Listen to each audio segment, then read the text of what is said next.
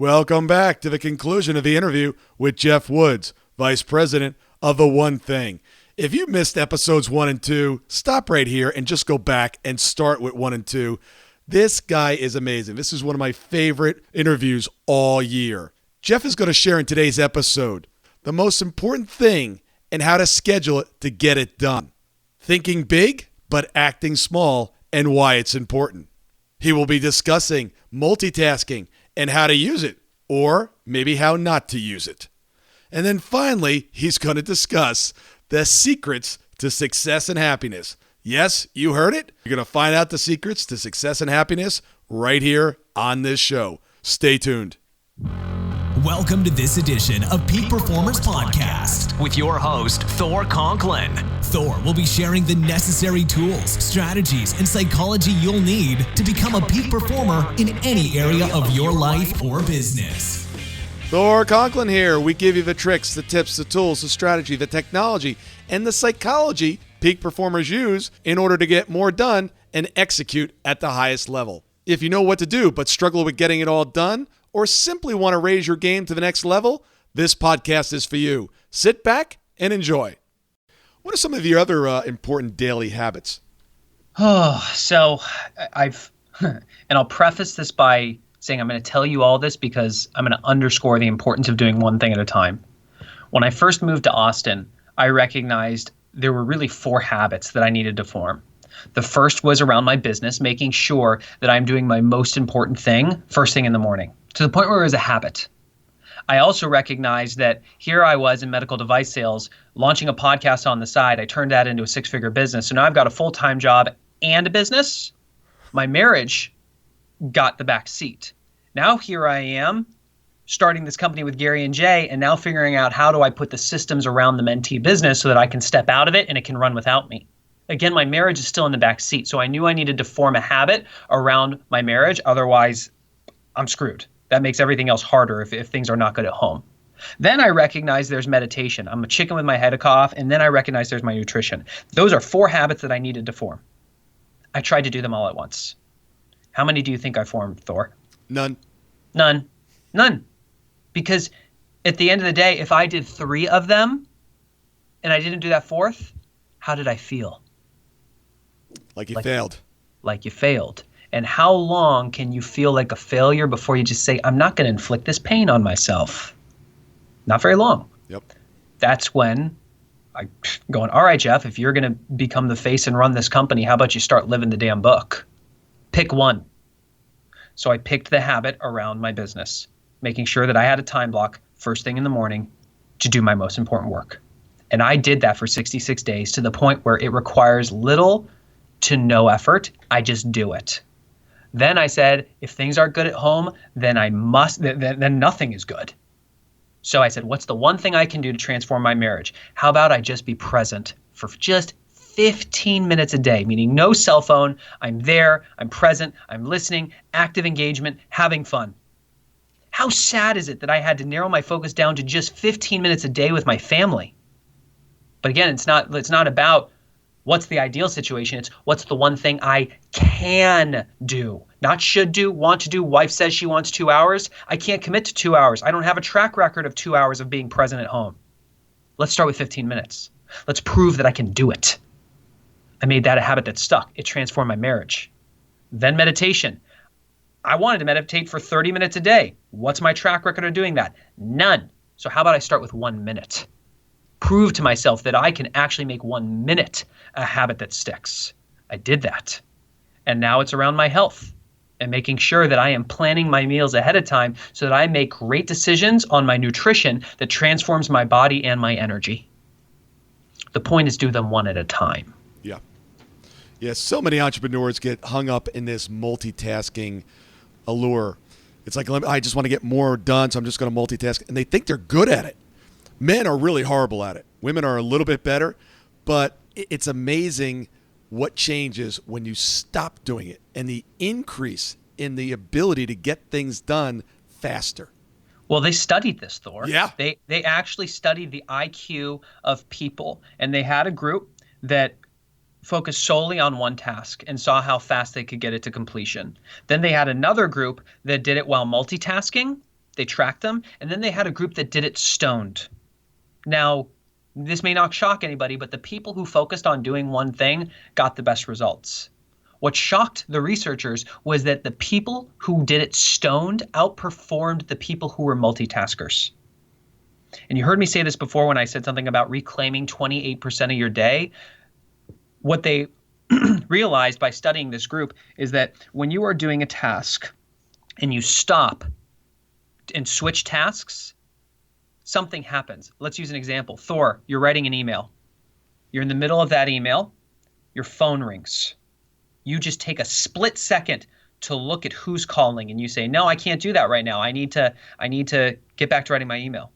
You look back to your computer. What do you have to do?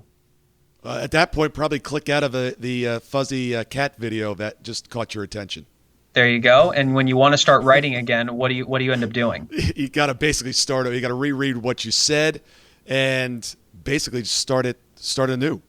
Yeah. What happens is when you're in the middle of a task and you stop even for a split second, that phone rings, subconsciously you have to reorient yourself to the rules of the situation. Rules are answer it, don't answer it. Okay, I'm not going to answer it. Now you stop, you go back to email. What are the rules? I'm writing this email. What was the purpose of the email? Oh yeah, it was this. What have I said so far? Crap, let me reread it. You have to reorient yourself through those rules and then you get back into the task. We call that the switch cost. And they've actually studied this, and it accounts for 28% of your day is wasted because of that switch cost, yep. Which is why multitasking is one of the greatest thieves of your productivity. Yeah. Yeah, you're really switching back and forth between tasks, not doing them at the same time. Now, in the book, doesn't it have an exercise where you fill out from 1 to 10 and then A through F or something? Yeah, so if you want to prove how bad you are at multitasking, do the following. Whip out your phone, get a timer, then get a blank sheet of paper. And what I want you to do is you'll press the start time and you'll write numbers 1 through 10, and then you'll write the alphabet. And then you'll stop. And you'll see how long that takes you. Then what you do is you reset that timer and you press start again. And then this time, instead of writing 1 through 10, you write 1, then you write A. Then you write 2, then you write B. 3, C, 4, D, 5, E, 6, F, and carry all the way through. And see how long it takes you that time to write 1 through 10 and the alphabet. And you tell me if you are a more efficient person when you multitask versus when you focus on one thing. And of the results, they're about 28% more time? Bingo. Interesting. There's always, now, again, we're talking to high achievers here. When Jay did this test on me, mine was about a 12% difference. I just did really well. There's always going to be one of you who's going to do this, and you're going, it's not 28%. It's actually not that different. Congratulations, you are the exception. But did you do it faster? Right. And those are things that are just come natural, right? We know how to count from 1 to 10. We know the alphabet backwards and forwards. Mm-hmm. What if it's an email? What if it's a presentation? What if it's something that's not something that you learned when you were 4 years old, 5 years old, and you've done a million times? Mm-hmm. It's not going to be 12% then. How many times have you opened an email, read about half of it, said, I'm not going to deal with this right now, marked as unread, came back to it later, opened it, read half of it, said, I still don't want to deal with this, marked as unread, and you've done that X number of times, versus saying, I am going to have a time block for 15 minutes where I go in and this is my time to do email. Because then you open that email and go, oh, I don't want to deal with this. Oh, wait. This is the time to deal with it. Do it. And let nothing else get in the way. Bingo. Who holds you accountable? Ultimately, me, first and foremost. I'm grateful that I'm in Gary's ecosystem because he has a system for everything. Like that document that I mentioned, that is a system. It's very easy for me to say, is what I'm doing right now my highest leverage work? And if it is not, then at least I am aware that I'm acting out of priority. But then ultimately, Jay and Gary hold me accountable because I report to them. But there's not a lot of accountability that's happening there because they've put the systems in place where I can really hold myself accountable. Let's talk a little bit about weaknesses and strengths. What's your biggest weakness? I'll speak to what is my biggest, what's just coming to the surface. I got a lot of weaknesses, but right now it is, my focus is so intense on my business and scaling something that makes a massive impact that it is a huge strength. It's gotten me to where I am. The problem is it makes it hard for me to relate with other people. You know, my wife is not an entrepreneur. She is not a business mind. And so we have to work to find that common ground. It's not like I'm married to an entrepreneur where we can talk about business plans and goal settings and all these things. We have to find those common grounds. And people that have been close friends for a lifetime, I now have to work to find common ground and things to talk to them about and ways to invest in those relationships that really do matter to me, but now they don't come as easily. Yeah. I like what you said. Basically, one of your biggest strengths is one of your biggest weaknesses. And it happens all the time. Yeah. And I move really freaking fast, which is something that Gary and Jay love. They wanted that. The challenge is I will run through brick walls, and I need somebody in my life who will remind me to put a helmet on. And sometimes we leave bloodied bodies in the wake. Yeah, absolutely. And it's like you don't want to. It's just, oh man, I've done that more than I care to. I'm so obsessed with getting there, and it's like, oops, I think I just hit somebody. I think I just ran over somebody. And I need that person in my life because they bring value. I know, and you love them, and it's just like, oh, I'm sorry. I was so focused that I didn't see what I was doing in the process. Well, I'm right now, literally last night, Chris Heller, the CEO of Keller Williams, handed me a book because I'm in the process of finding and hiring an executive assistant because I need it. And he handed me this book called Managing Up, and it was written by Jack Welch's executive assistant. And Jack in the foreword says there are 3 things that an assistant must be. And the third one was forgiving. Yes. Forgiving and resilient in the sense that you need to surround if you're the type of person where you're an empire builder, you move fast, you know that, you have a tendency to leave bodies in your wake. You have to surround yourself with amazing support people who will love you and wake up every single day and how do I make Thor's life amazing? And just they will be resilient in those moments that you are just a bulldozer. Yeah. But it's absolutely vital. Yeah, and this is not meant to be sexist in any way, but I look for mothers because I need someone that's nurturing, someone that is going to take care of me like their own. And moms usually have that within them. Yep. But of course, we can't discriminate on hiring. But that's what I found works best for me. Well, and we have a proprietary personality assessment that we use called the KPA, the Keller Personality Assessment, and there is a profile for an executive assistant. And whether it's a male or a female, there is that level of empathy. There is that level of caring. They can still be an empire builder. They can still be a leader. In fact, the greatest executive assistants, that is them. And our profile is, I'm not looking for an executive assistant. I'm looking for somebody who could be my future COO. Oh, okay. So I'm looking for a builder, but at the same time, they do have that detail orientation. Yeah. They do have that level of empathy so that, they wake up saying, what do I need to do to make Jeff's life better? Yeah. And here was something that Roseanne, Jack Welch's executive assistant, said in the book. She said, I'm not doing my job well enough when I get a note back from Jack with a question that I have not already anticipated and answered. That is point on. That's exactly what you want. Exactly what you want. I worked for a gentleman in New York City, and it was uncanny. He kept a list by his desk, and if you went in there, he constantly was 3-4 steps ahead of you. And it's like, how does he do it? Those are the people you want. Yep. Absolutely. What is some of the best advice you've ever received? There's been a lot. I'll speak into what is present for me now, and it came from Gary, which is think big in terms of your vision. Imagine a huge vision, but act small. We, as leaders, as empire builders, we love to cast the big vision, but we can get stuck up at that 40,000 foot level. We can get stuck on doing all these different things because we want to achieve that vision. But if you truly want to get there, you have to be willing to cast that 20-year vision and work it all the way back to what's the one thing I need to do, such that by doing it, everything else will be easier or unnecessary. Right in line with my thinking as well. I actually, you'll hear me say from time to time that smart goals are stupid. Why the heck would you want realistic goals? Yeah, Gary literally said this. We had a mastermind for the top 100 agents in the country. And he said, you need to have two sets of goals. You have the goals that you are actually tracking, that are realistic. They're stretch goals, but then you need to have the dreamer goals. Yeah.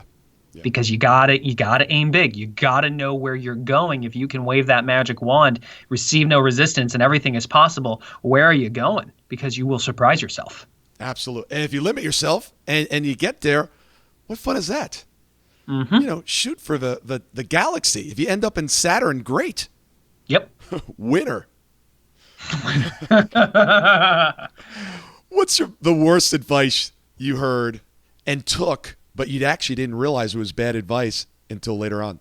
It was when I started my career, and just for sake of protecting the reputation of the company, I won't give a lot of details, but I was working with a large company. I got moved into management 4 months out of college. I mean, I performed really well as a salesman, and they moved me into management, and I was taught to lead and manage people through fear and micromanagement.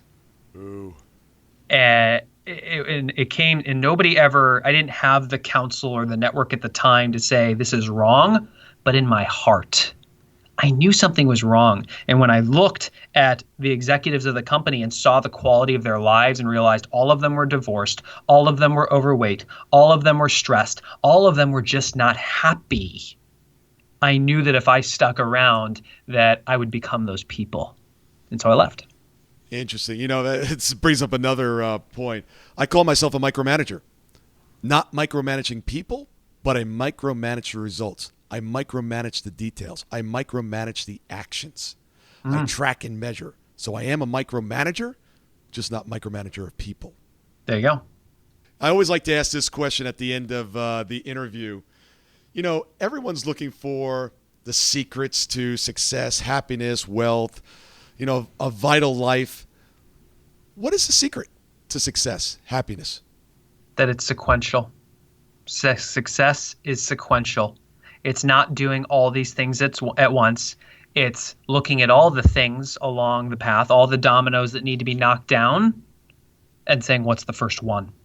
Let's knock that one down. What's the second one? Let's knock that down, and do them one at a time. All right, you heard it here. If you're looking for the secret of success and happiness, you just got it. And I agree with that. Absolutely. So much great information today. Let the listeners know how they can get in touch with you and find out more about what you're doing. Sure. So we got a few options. We're coming out with the One Thing podcast because I really want to record and document what we are doing to turn a quality product into a profitable business. So it's not out yet by the time this is live, but if you go to theonething.com/podcast, that's with the number one, you can put your email in there and we can notify you when it's up. I will tell you, theonething.com, we have amazing training there. First and foremost, we are a training company, and we just want to add value to people and help them so that they can, if you just get one piece of value that actually transforms your business, then that's a win for us. That's huge. And I'll give you my email, jeff@theonething.com. That's with the number one. Awesome. And great resources on your website as well. I downloaded a bunch of stuff yesterday, as a matter of fact. There you go. And the book, you got to get the book. Non-negotiable. If you're listening to this podcast, you must get the book.